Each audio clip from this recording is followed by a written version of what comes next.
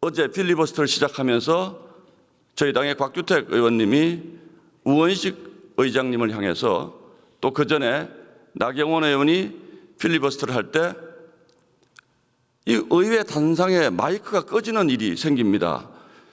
1965년 이후에 61년 만에 처음으로 야당 의원의 발언 도중에 마이크가 꺼지는 이 상황에 대해서 절차적 민주주의가 정말로 심각하게 우리가 지금 훼손된 시대를 아무 문제의식 없이 살아가고 있구나 라는 생각을 할 수밖에 없습니다. 그것에 대해서 우원식 의장님은 주제와 관련 없는 얘기를 하기 때문에 마이크를 껐다 이렇게 말씀을 하시죠. 그 주제와 관련 없다는 것 누구의 판단입니까? 국회의장의 판단입니까?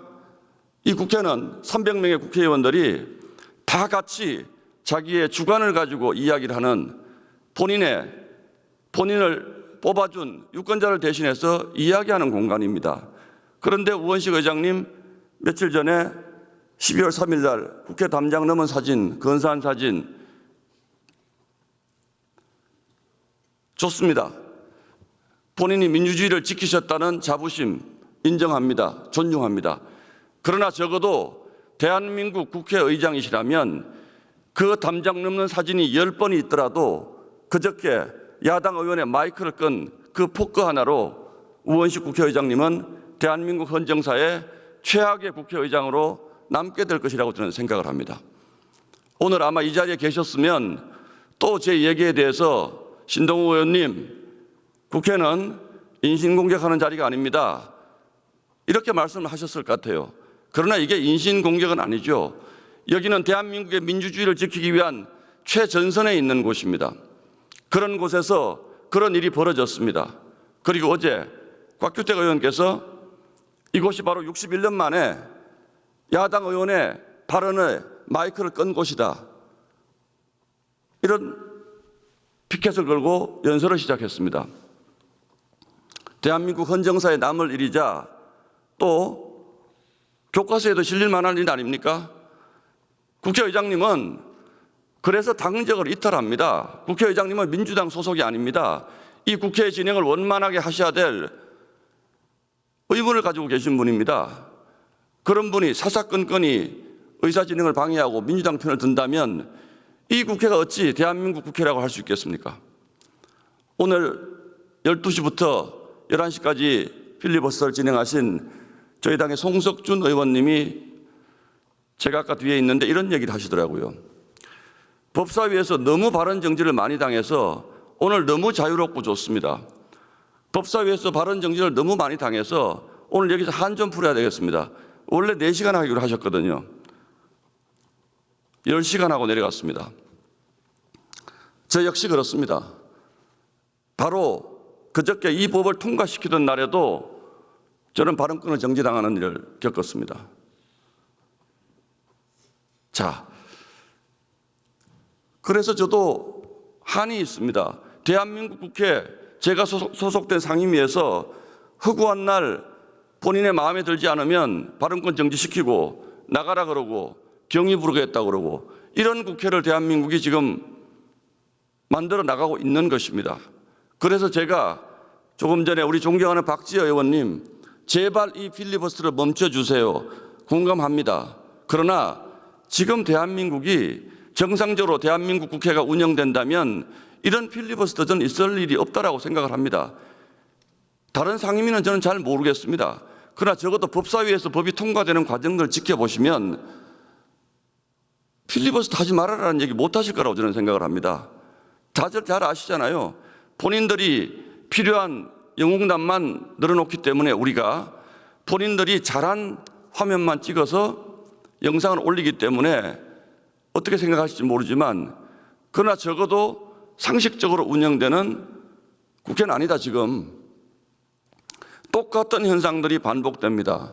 발언권을 주고 한 명씩 토론하고 그 토론이 마음에 들지 않으면 여당 의원들이 손들어서 토론 종결 신청합니다. 그럼 토론 종결 투표하고 자, 토론이 끝났으니 표결하겠습니다. 제가 법사위에 들어가고 나서부터 본 모습은 그렇게 해서 일방적으로 토론이 종결되고 일방적으로 법안이 통과되는 모습 외에 단 한 번도 제대로 토론이 진행되는 모습을 본 적이 없습니다.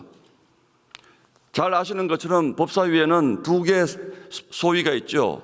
제1소위, 그러니까 저희 법사위 소관 법안을 심의하는 1소위가 있고 타 상임위에서 넘어온 법들을 심의하는 제2소위가 있습니다. 저는 제2소위에 소속되어 있습니다. 물론 법사위가 다른 상임위에서 넘어오는 모든 법들의 발목을 잡고 문구를 고치고 이렇게 하는 거 바람직스럽지 않다고 생각합니다. 그러나 제가 법사위에 와서 벌써 반년 가까이 됩니다만 단 한 번도 제2소위가 열린 적이 없습니다. 그러니까 각 상임위에서는 자, 법사위에서 토론하게 두고 우리가 올려보냅시다라고 하는 것들을 단 한 번도 그 제2소위를 열어서 논의한 적이 없습니다. 그리고 전체 회의에서 일방적으로 통과시킵니다. 이런 일들이 비상계엄 이전부터 광범위하게 우리 국회에 번졌던 일들입니다. 이게 처음이 아니지 않습니까? 그런데 비상계엄 이후에는 이 현상이 더욱 폭력적으로 변했죠.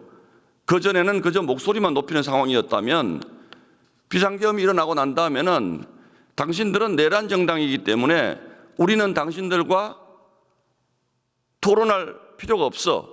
우리는 당신들과 논의할 필요가 없어. 우리 마음대로 할 거야. 조용해.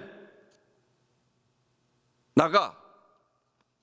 이런 일들이 일상적으로 반복되는 대한민국 국회에 우리는 서 있는 것입니다.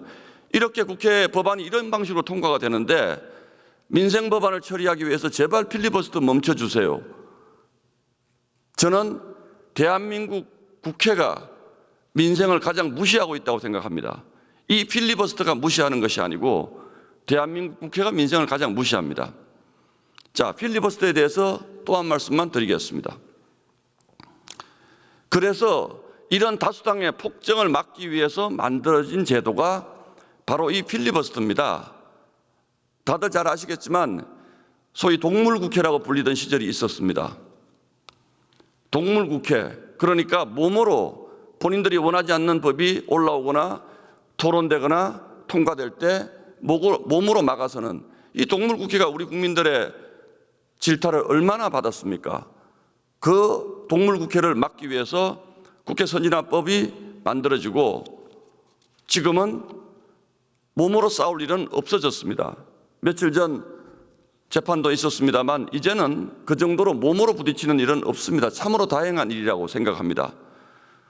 그런데 저는 몸으로 싸우는 것보다 더 위험한 일이 지금 대한민국 국회에서 아무렇지도 않게 벌어지고 있는 장면을 여러분들께 설명드리고자 합니다.